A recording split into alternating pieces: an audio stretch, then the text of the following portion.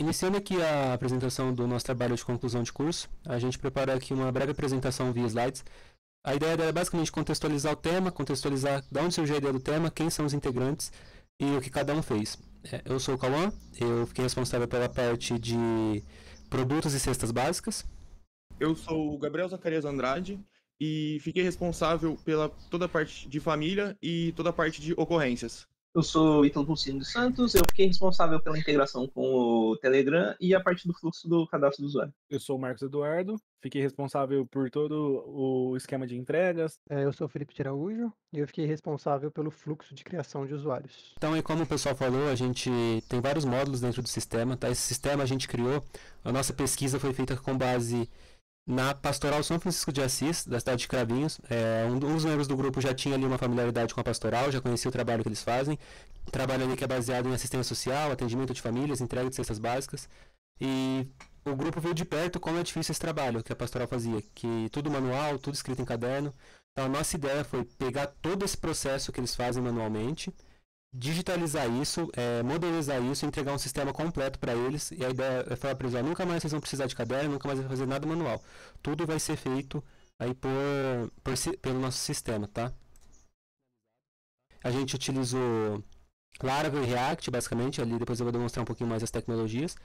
Mas a ideia do projeto eu demonstrei, como eu falei para vocês, né? Modernizar todos os processos, eliminar a necessidade de ações manuais e proporcionar uma solução eficiente e econômica.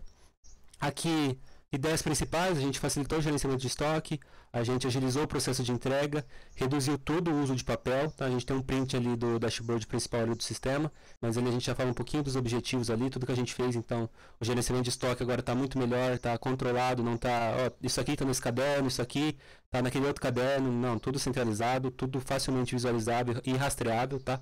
Informações confiáveis. Para a tecnologia, a gente usou o Laravel para o back-end, tá? PHP, Laravel é um framework do PHP, linguagem para PHP. A gente usou React para o front-end, que é um framework de JavaScript. O banco de dados a gente acabou usando o Postgres como SGBD. Então a gente trabalhou com o nosso stack principal foram essas três tecnologias, tá? Aqui eu vou demonstrar uma visãozinha geral. Vai ser demonstrado ali também por vídeo depois, mas a gente tentou deixar o design mais clean e intuitivo para todo mundo poder se acostumar bem com o sistema, poder manusear bem. É tudo bem intuitivo, tá? Então a gente passa ali por alguns prints, passando ali pelo cadastro de famílias, pelo controle de estoque, pelo agendamento das entregas, tá? A gente tem ali algumas imagens da tela. Tudo bem intuitivo, bem clean, é bem fácil de identificar o que cada ação faz, tá? O slide serviu para contextualizar, dar uma ideia do tema. Agora a gente já vai partir para o sistema funcionando, que a gente acha mais interessante de demonstrar. Bom, nós escolhemos o Laravel para desenvolver o sistema todo pela praticidade e familiaridade do grupo com o framework. Para o front-end, nós também utilizamos o React. E eu vou dar uma visão geral sobre como que é o funcionamento da estrutura do Laravel.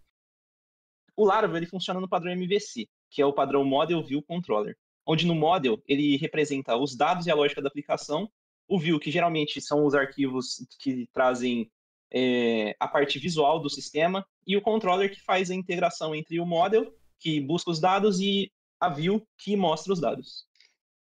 No básico do Laravel, a gente tem no diretório app o console, onde tem os comandos personalizados para o artisan.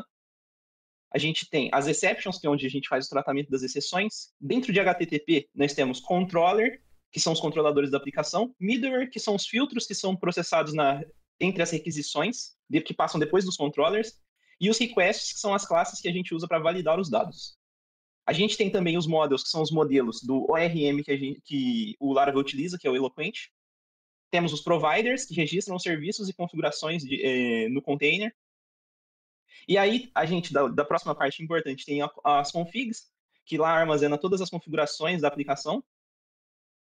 Aí, dentro de database, a gente tem migrations, que são os scripts da criação de todas as tabelas do banco de dados. As seeders, que também são utilizados para popular o banco. E as factories, que geram dados falsos para a gente poder utilizar de teste. Daí, logo em seguida, vem a public, que é onde é o diretório que o navegador consegue acessar, que é a raiz pública do projeto. Dentro de resources, logo abaixo, a gente tem as views, que são os arquivos de visualização do sistema, né? Temos routes, onde a gente armazena as rotas dos sistemas. Na web, a gente armazena as rotas que normalmente retornam páginas. Em API, a gente armazena todas as rotas de API. E aí temos no o console os comandos e em channels os canais de broadcast. Daí logo abaixo a gente tem o storage e a pasta de testes. No geral, o que a gente precisa saber para utilizar o Laravel é esse conceito de MVC e essa estrutura do projeto. Vou apresentar brevemente o nosso esquema de banco. O Laravel, no momento, ele nos proporciona as migrations. Isso significa que nós definimos toda a estrutura de banco, todas as tabelas, colunas, os dados e os relacionamentos diretamente pelo código PHP. Configurando as modules nos arquivos de migration e o Eloquent, que é o ORM que realiza todas as operações do banco, o processo se torna totalmente automático.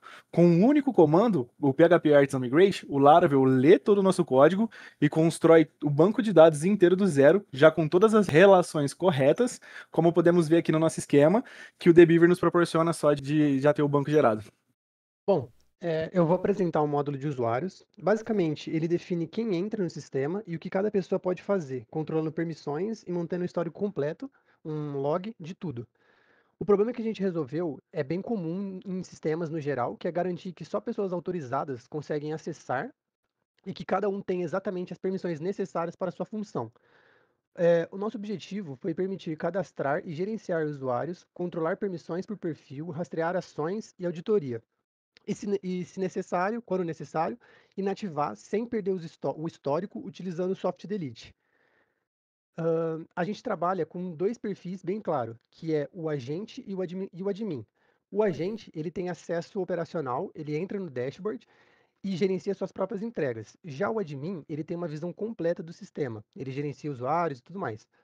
As principais funcionalidades que a gente tem seria um CRUD completo dos usuários, com validações e listagens com filtros. A gente também tem a exclusão por soft delete. O usuário ele é inativado, não é apagado. O login ele fica só bloqueado. O histórico desse usuário ele é preservado e, se necessário, é só reativar. E as ocorrências, que seriam os logs.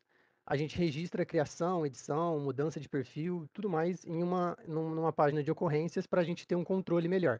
A gente pensou em entregar a aplicação com um admin já cadastrado e por meio desse a gente consegue criar outros usuários.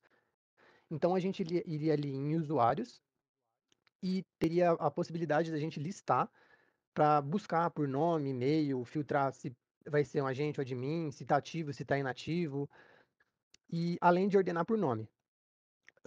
Tem os detalhes, né? Por edição, o admin pode editar dado, trocar a senha dos usuários, promover um agente para admin. E também a gente consegue inativar e reativar esse usuário, se for preciso. Aí também o admin ele consegue cadastrar um usuário novo, preenchendo nome e e-mail. E por padrão, esses novos usuários eles já vêm como agente, só que como eu mencionei, a gente consegue trocar o cargo dele para admin.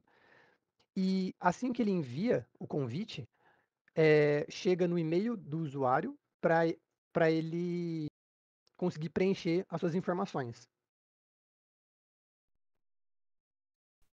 Bom, e ao clicar no convite que é chegado por e-mail, o usuário ele vai receber esse formulário para ele preencher o nome, o e-mail, o usuário dele do Telegram, a senha.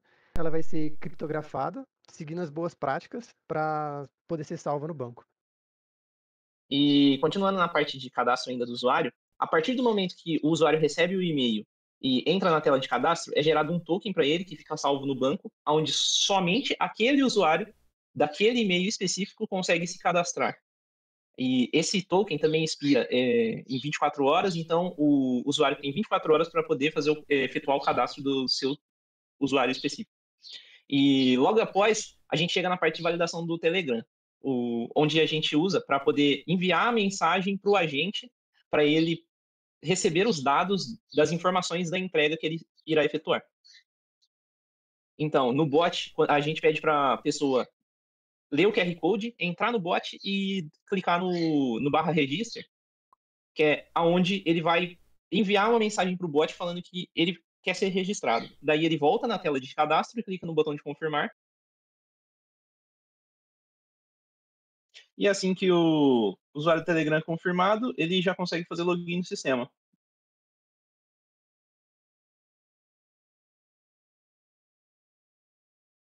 após o primeiro login, ele precisa confirmar o e-mail que chega na caixa de mensagens dele.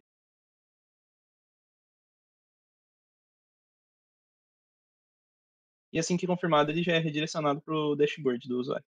Aí, como o Felipe e o Ítalo comentaram, né, a gente tem ali as questões de privacidade. Então, o usuário agente ele não tem acesso às outras abas e também não tem acesso à criação de usuários. Então, agora a gente vai retornar para o usuário administrador para poder comentar dos outros módulos do sistema.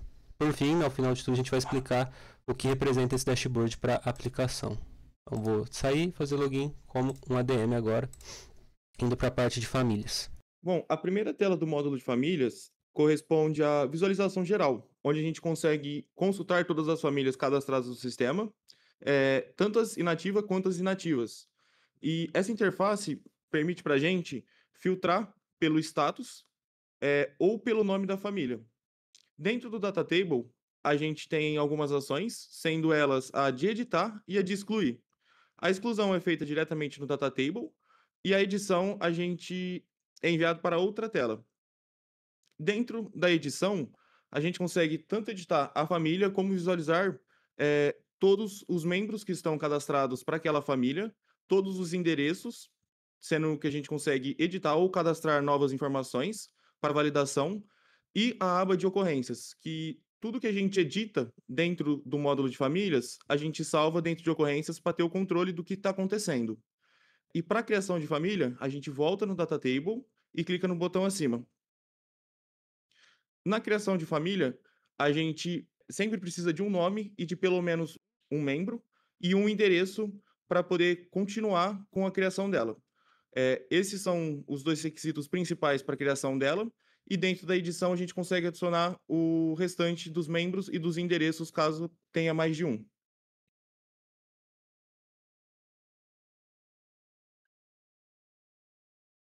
Bom, como a gente pode ver, a família foi criada, a gente consegue fazer a edição dos itens. Então, se a gente for em ocorrências vai ter certinho tudo que foi feito, tudo que foi adicionado e editado.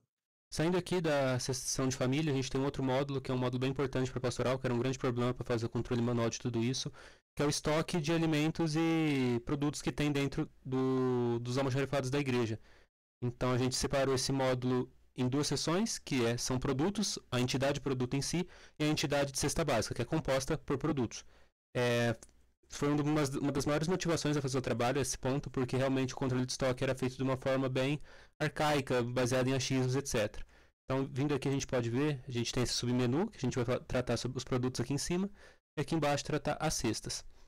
Vindo para produtos, a gente vai ter na tela o formulário para cadastrar um novo produto. Aqui você vai preencher as informações, tá? O nome ou a descrição. Você tem que preencher um estoque mínimo e um estoque máximo, que vai ser usado para ser mostrado em indicadores. Então você pode ver aqui que a gente tem alguns indicadores para mostrar se o produto está abaixo do mínimo ou ele está acima do máximo, tá? E é comparado o estoque que você tem do produto com o mínimo e o máximo que você coloca ali. Você preenche uma categoria, uma unidade de medida também, tá? Que é usado para dashboard, enfim.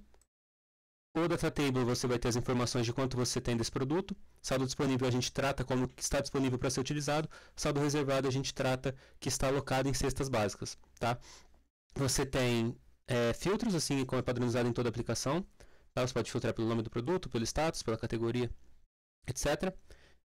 Ações dentro do produto, você vai poder editar o produto, tá? Vai abrir uma outra tela, padrão da aplicação. Tem a tela de ocorrências também para mostrar todo o log.